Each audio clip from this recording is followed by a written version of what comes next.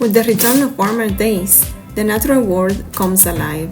Animals shake off their long winter rest, set up on epic migrations, and begin raising the next generation.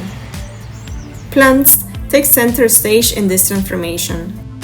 Fresh shoots push through the soil, offering food that fuels the season's burst of activity. Wildflowers race to bloom first, seizing sunlight before the forest canopy closes above them. But how do creatures survive the long, harsh months leading up to this explosion of life? Hibernators, for instance, slow their bodies to astonishing extremes. Their heartbeats drop, their body temperature sinks to match the cold earth around them, and they live entirely on storage fat. And even if you live in the middle of a busy city, you cannot miss spring's arrival. The quiet of early morning gives way to a chorus of bird songs. Chirps, whistles, and the calls fill the air as feathered neighbors mark their territory and court new mates. Sometimes so enthusiastically that they wake us before the alarm clock.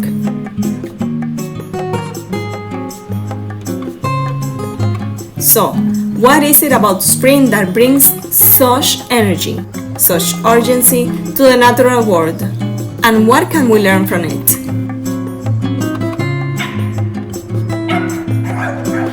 Not every species mates in spring.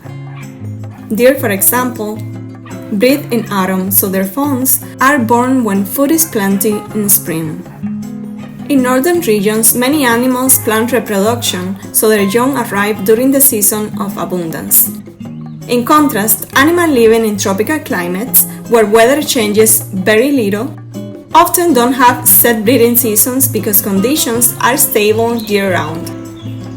Animals, much like people, form bonds, share resources, and even grieve. They also compete, cooperate, use clever strategies in social life, and even use sex strategically, reminding us that human behavior is not so different from that of other animals.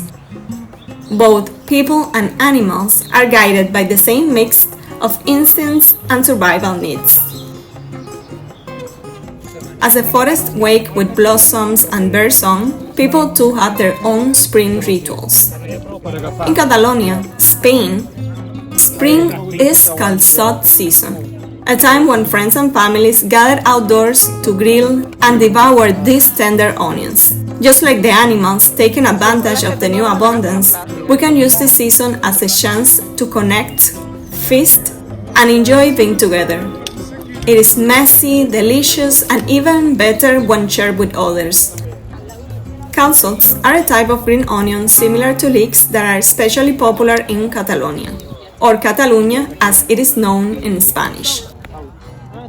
They are grown in a unique way. Soil is built up around the stems as they grow, which makes them long and white. Calçar means to cover or to shoe in Catalan, giving their name. I love it because we are running out of wood. Well, we are looking for wood in nature.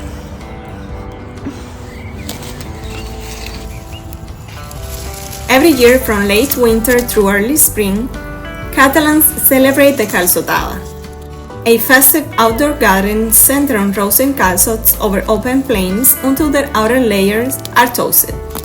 After being wrapped in newspaper to steam, the onions are peeled by hand and dipped into a rich, nutty Romanesco sauce before being eaten. A calçotada is a social event. Families, friends, and entire communities come together to eat, laugh, and welcome the new season.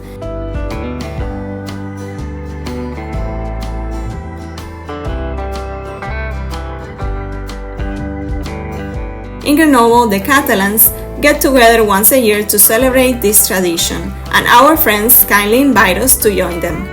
The meal usually continues with grilled meats, wine, and plenty of conversation, making it a true symbol of Catalan hospitality and the joy of spring.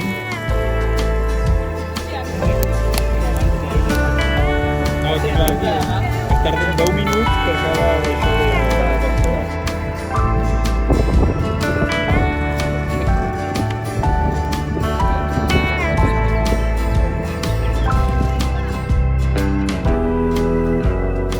Many people imagine that human behavior is a world apart from animal behavior. But in reality, both stem from the same drive to survive and thrive. The choices that animals make aren't better or worse than ours. It is really just adaptation to different circumstances. One major difference is how we communicate. Humans use speech which allows to talk about the past, the future, or faraway places. Animals usually focus on what is happening at the moment. While language is a powerful tool and offers great advantages, it can also distract us from the present moment, the only time and place where we have direct influence. In some ways, animals' ability to stay grounded in the here and now may be a lesson worth noticing. Humans may share many instincts with other animals, but one thing that clearly sets us apart is how culture shapes our behaviors and comfort levels. What feels natural and easy in one society may be seen as a taboo in another one. I was reminded of this while attending a free workshop offered to students of French. The first part, led by French presenters, was about menstrual health. They spoke openly about anatomy, different menstrual protections, and general female health. There is, in discussing these topics, contrasted with the shyness of many participants from other cultural backgrounds, for whom such conversations are often more private. It was eye-opening to see how education and cultural norms influence our comfort with such essential topics.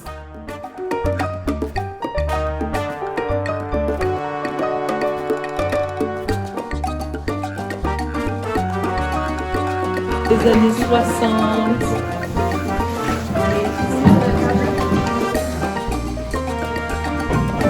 The second part of the workshop was hands-on. A sewing workshop where we could create our own reusable period underwear, or even a washable pad.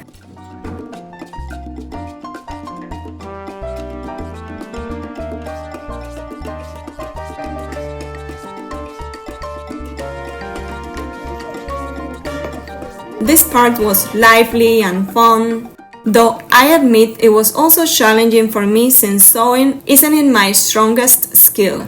Still, the atmosphere of collaboration and laughter made it a great experience.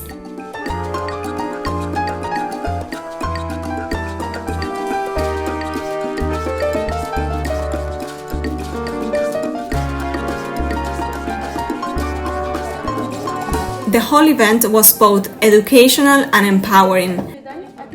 A reminder that adaptation isn't just about biology, but also about how we share knowledge, break taboos, and create practical solutions together.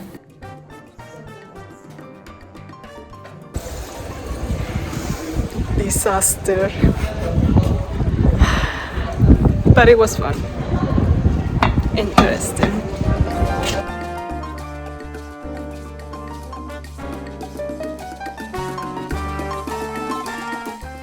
Survival alone does not explain why animals behave the way they do.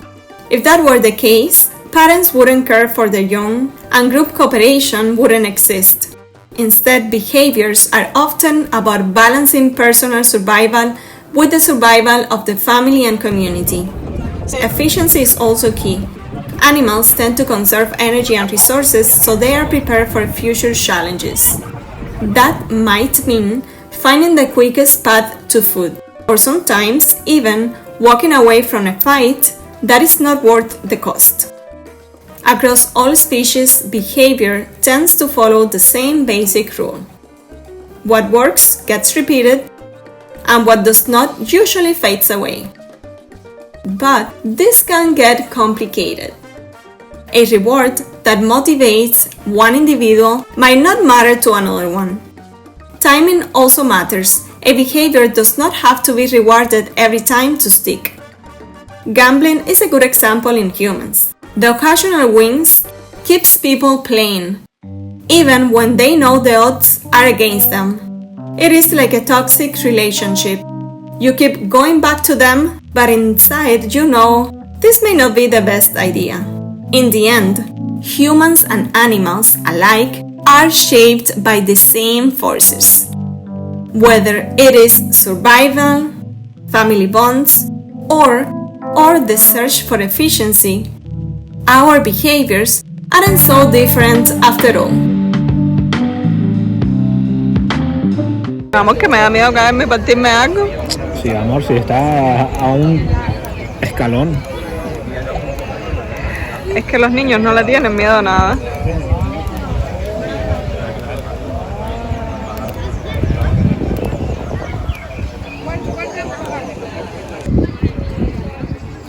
Escuche, yo creo que es mejor que alguien te ayude a caminar. Ellos dicen mira para un punto el otro árbol. Mira, está fácil. Sí, está bien.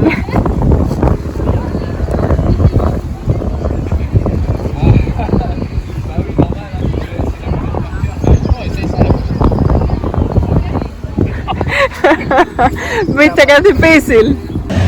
Definitely I don't make a living sewing clothes. Oh my gosh.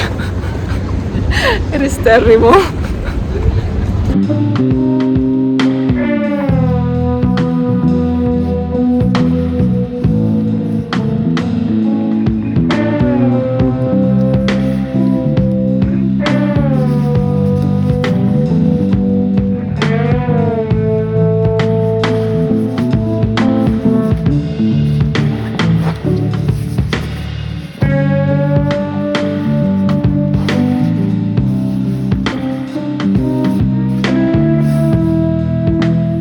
We're having a picnic today and I am heading out.